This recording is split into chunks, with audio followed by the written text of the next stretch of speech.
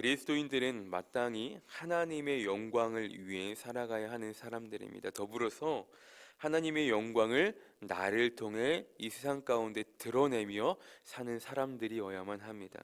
하지만 그러기 위해서 가장 중요한 것은 다른 사람이 아니라 나부터가 먼저 주님으로 인해 변화가 되고, 또한 변화가 되었다면 변화가 된 삶을 우리들은 살아 나아가야 합니다. 우리는 늘 변화를 이야기합니다. 크게는 나라의 변화, 그다음 정부의 변화, 정치의 변화, 정책의 변화, 시스템의 변화, 더 나아가서는 우리 주변에는 타인의 변화 등등을 이야기하죠. 하지만 정작 주님 안에서 내가 먼저 변하지 않으면 다른 외부적인 변화가 온다 한들 우리는 그리스도인으로서 온전한 삶을 살아갈 수가 없다라는 거예요. 우리가 계속적으로 갈라디아서를 보고 있지만 오늘 본문에 등장하는 바울이 그러했다라는 것이죠. 예수님을 만나고 체험하고 경험한 이후에 바울은 그야말로 사람들이 보기에도, 주님이 보시기에도 놀랍도록 변화된 삶을 살아가게 됩니다. 우리 또한 주님을 만났다면, 주님을 경험했다면, 주님을 체험했다면, 주님을 믿는다면 우리가 끝까지 주님을 붙들고 변화된 삶을 살아갈 수 있는, 또한 그런 나의 모습을 통해서, 나의 변화를 통해서 하나님의 영광이 드러낼 수 있는 삶을 우리들은 마땅히 살아나가야 한다는 사실입니다.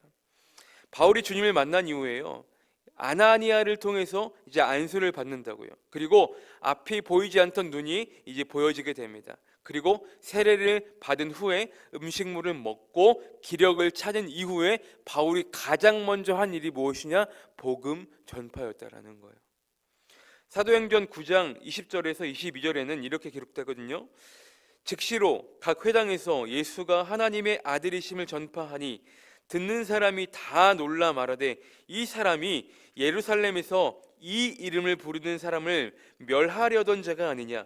여기 온 것도 그들을 결박하여 대제사장들에게 끌어가고자 함이 아니냐 하더라. 사울은 힘을 더 얻어 예수 그리스도라 증언하며 다메섹에서는 유대인들을 당혹하게 하니라. 이렇게 기록되거든요. 어쩌면 주변 사람들의 반응은 당연한 반응들이겠죠. 그 누구보다 앞장서서 그리스도를 부인하고 그리스도인들을 받게 했던 사람이었기 때문에 더욱이 유대인들은 당황할 수밖에 없었던 거예요. 그런 소문이 퍼지고 나자 사람들은 이제 바울을 죽이려고 하죠. 그 소문을 들은 바울은 이제 피신을 하게 됩니다. 그리고 오늘 본문 16절에 보시면 그 후에 3년 만에 내가 게바를 방문하려고 예루살렘에 올라가서 그와 함께 15일을 머무는 동안, 시간이 3년이 지난 거예요. 바울은 주님을 만난 이후에 3년이란 시간 후에 예루살렘을 다시 방문하게 됩니다. 그 목적은 무엇입니까? 오늘 본문에 나와 있듯이 베드로를 만나기 위해서. 그리고 베드로를 만난 바울은 베드로와 함께 보름의 기간 동안 함께 머물게 됩니다. 바울이 베드로를 왜 만나려고 했고 베드로를 만나서 어떠한 이야기를 했는지 정확한 내용은 없지만 아마도 함께 있는 동안 그리스도에 관한 이야기를 하지 않았을까? 자신이 만난 예수님을 전하면서 은혜의 시간들을 나누었지 않았을까? 그리고 실제로 예수님으로부터 가르침을 받은 베드로를 통해서 여러 복음의 내용들을 함께 나누었지 않았을까라는 생각이 드는 것이죠. 여러분, 우리는 누구를 만나느냐에 따라서 내 삶이 달라져요. 우리가 신앙생활을 하면서 힘들고 어려울 때 물론 주님께 나아가긴 하지만 그럼에도 하나님은 우리에게 믿음의 동역자들을 붙여준 이유는 무엇이냐면 힘들 때마다 서로 사랑하고 격려하고 따스함으로 주님 주신 마음으로 서로 보듬어가며 함께 힘을 내어서 함께 신앙생활을 하기 위해 우리에게 공동체를 붙여주신 것이거든요. 그리스도인들은 믿음의 사람들, 믿음의 성도들과 함께 할 때 더욱더 힘이 납니다. 더욱더 힘을 얻습니다. 하지만 우리는 거기에 그치지 않고 주님과 믿음의 동역자들로부터 얻은 힘으로 말미암아 우리는 세상 가운데 나아가야 한다는 거예요. 바울이 주님을 체험하고 아나니아를 통해서 안수를 받고 세례를 받고 더욱더 힘을 내어서 힘을 회복한 후에 바울은 세상으로 나아갔다라는 거예요. 주님께서 우리에게 힘을 주시는 이유는요, 그냥 그 힘을 비축하고 있어라 거기에서 그치는 것이 아니라 우리에게 주신 그 힘으로 말미암아 이 세상 가운데 나아가서 주님의 영향력을, 그리스도인으로서의 그 복음 전파를 위하기 위해서 우리 가운데 힘을 주심을 여러분 믿으시길 바랍니다. 그리고 19절에 보시면 주의 형제 야고보 외에 다른 사도들을 보지 못하였노라, 오늘 본문에 그렇게 기록되죠. 근데 알아둬야 될 것은 무엇이냐면 여기에서 등장하는 야고보는 예수님의 12 제자 중에 야고보가 아니라는 것이죠. 다른 인물이에요. 보시면 주의 형제 야고보라고 되어 있죠. 그러니까 예수님의 육신의 동생 야고보였다라는 거예요. 결국 바울은 베드로와 함께 머문 이 15일의 보름 기간 동안 야고보 외에는 다른 제자들을 보지 못했음을 지금 이야기하고 있는 것입니다. 왜 다른 제자들을 보지 못했을까에 대한 좀 여러 가능성들이 있거든요. 첫 번째는 사도행전 9장 26절에 사울이 예루살렘에 가서 제자들을 사귀고자 하나 다 두려워하여 그가 제자됨을 믿지 아니하니 그랬단 말이에요. 그러니까 이 말로 모아서 바울을 만나기를 두려워해서 만나지 못했을 가능성이 있었던 것이죠. 또한 가능성은 아마도 다른 사도들이 핍박을 당해서 이미 예루살렘을 떠나갔기 때문에 만나지 못했을 가능성도 있습니다. 사도행전 8장 1절에 보시면 이렇게 기록하거든요. 사울은 그가 죽임을 당함을 마땅히 여기더라. 바로 누굽니까? 스데반의 죽음을 이야기하는 거예요. 그리고 그날에 예루살렘에 있는 교회에 큰 박해가 있어 사도 외에는 다 유대와 사마리아 다른 땅으로 모두 흩어지니라 라고 기록되어 있거든요. 그러니까 처음에는 사도들만 남아있다가 점차 사도들도 예루살렘을 떠나게 된 것이죠. 그 즈음에 아마 바울이 예루살렘을 방문했을 때에는 베드로와 야고보만 남아있었고 그 후에는 사도행전 12장 17절의 말씀처럼 베드로도 결국 예루살렘을 떠나게 됩니다. 이유야 어찌됐건 바울이 예루살렘을 왔을 때에는 베드로와 야고보만 만나게 됩니다. 그러면서 바울은 이러한 사실 두 가지를 이제 편지를 통해 이야기하는 거예요. 예루살렘에 내가 갔을 때에는 그곳에서 베드로와 보름을 지냈다.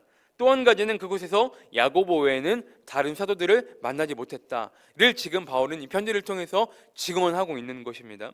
그리고 20절에 보시면 보라 내가 너희에게 쓰는 것은 하나님 앞에서 거짓말이 아니로다. 그러니까 당시 유대인들은 맹세를 하거나 다짐을 할 일이 있을 때에 하나님을 증인으로 삼는 일이 허다했습니다. 역시나 바울도 그들의 입장에서 그들을 설득하려고 노력하는 모습이었죠. 바울은 이 편지를 통해서 자신이 전한 복음이 독립성을 지금 주장하고 있는 거예요. 갈라디아 교인들을 향해서 지금 사실대로 다 이야기를 하고 있는 거예요. 내가 전한 복음이 사람에게서 난 것도 아니고 사람에게 말미암은 것도 아니고 오직 예수 그리스도와 그를 죽은 자 가운데 살리신 하나님 아버지로 말미암은 것이라고, 예수 그리스도의 계시로 말미암은 것이라고 계속적으로 바울은 강조하고 있는 것입니다. 사랑하는 성도 여러분, 우리 또한 마찬가지죠. 우리가 듣고 있는 설교, 예배 시간들을 통해 우리에게 들려질 수 있는 들려지는 그 말씀들이 그저 한 인간에게서 얻은 한 인간의 말씀, 사람에게서 들은 말씀을 듣고 있다라고 생각하시면 여러분 큰 오산입니다. 그러면 당연히 은혜가 되지 않아요. 우리에게 들려지는 말씀은 하나님으로부터, 하나님을 통해서 그 음성이 나에게 여전히 들려지는 줄 믿으시길 바랍니다. 그리고 오늘 본문 21절에 보시면 그 후에 내가 수리아와 길리기아의 지방에 이르렀으나 그러죠. 바울이 예루살렘에서 이제 베드로와 보름을 유한 후에 수리아와 길리기아 지방으로 이제 이르게 됩니다. 바울은 주님을 만난 이후에 바울이 행한 일은 무엇이었습니까? 줄곧 복음을 전파하는 일이었습니다. 그것이 삶의 목적 대신 주님을 위해 바울이 할 수 있는 유일하고도 거룩한 목표였기 때문입니다. 생명의 위협 속에서도 바울은 꿋꿋이 자신이 받은 계시, 예수 그리스도와 그를 죽은 자 가운데서 살리신 하나님 아버지를 전하는 일이 그의 일생의 거룩한 목표였기 때문입니다. 그리고 보름을 유한 후에 바울은 이제 예루살렘을 떠나서 수리아와 길리기아 지방으로 이제 떠나게 되죠. 이제 그 후에 오늘 본문 22절과 23절에 보시면 그리스도 안에 있는 유대와 교회들이 나를 얼굴로는 알지 못하고, 그러니까 바울이 예루살렘을 떠나 있는 상태였기 때문에 유대 사람들은 바울의 얼굴을 보지 못하는 거예요. 그 후에 23절에 다만 우리를 박해하던 자가 전에 멸하려던 그 믿음을 지금 전한다 함을 듣고. 그러니까 소문이 지금 돌기 시작하는 거예요. 바울의 얼굴 한번 보지 못한 사람들이 바울에 대한 소문, 우리를 박해하고 핍박하고 없애려고 했던 그 복음과 믿음을 지금 전한다 함을 소문을 통해 빠르게 지금 확산되고 있는 거예요. 그러자 오늘 본문 24절에 뭐라고 기록됩니까? 나로 말미암아 하나님께 영광을 돌리니라. 여러분 보세요. 복음은 그대로 있었어요. 그런데 누구만 바뀝니까? 사람이 바뀌었어요. 누가 바뀌었죠? 바울만 바뀐 거라고요. 아시다시피 바울은 유명한 박해자요, 핍박자였잖아요. 무엇을 핍박했습니까? 그리스도와 복음을 핍박했다고요. 그런데 지금 바울이 증거하는 게 뭐예요? 그리스도와 복음을 증거하고 있다고요. 여러분, 상황이 변한 게 아니에요. 변한 건 바울이에요. 그런데 그런 바울이 변화되니까 바울로 인해 상황과 환경이 변하게 됩니다. 얼굴 한번 보지 못한 바울로 인해 하나님의 영광이 드러나고 있는 거예요. 사랑하는 성도 여러분, 이것이 복음의 능력입니다. 이것이 하나님의 능력이에요. 하나님은 우리의 기도를 통해서 상황과 환경을 바꾸시기보단 나를 변화시키세요. 그런 나를 통해 하나님은 세상을 변화시키는 것이 하나님의 방식이라는 거예요.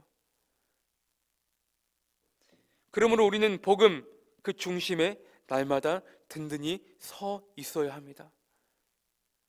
하나님의 능력이면 얼마든지 세상을 바꾸고도 남죠. 하지만 그건 하나님이 원하시는 방식이 아니에요. 하나님은 나의 기도를 통해 가장 먼저 나를 변화시키십니다. 그런 변화된 나를 통해 하나님은 그 주변 사람들에게 영향력을 행사하시는 거예요. 그리스도의 복음, 향기, 편지가 나를 통해 전달되는 거예요. 그런 변화된 나를 통해서 하나님은 이 세상을 변화시키시는 것입니다. 그게 하나님의 방식인 것이에요.